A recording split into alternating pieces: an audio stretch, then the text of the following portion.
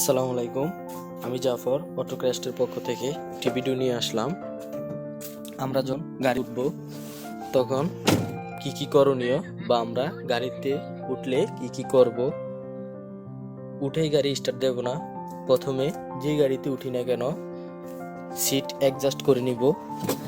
এখানে একটা লিভার আছে, এই লিভারের দ্বারা সিট অ্যাডজাস্ট করে নিব।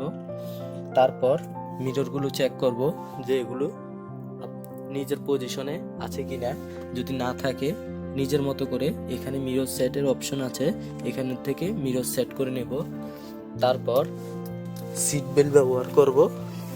তারপর মাস্ট বি গুরুত্বপূর্ণ, আমরা সিট বেল্ট লাগিয়ে নিব।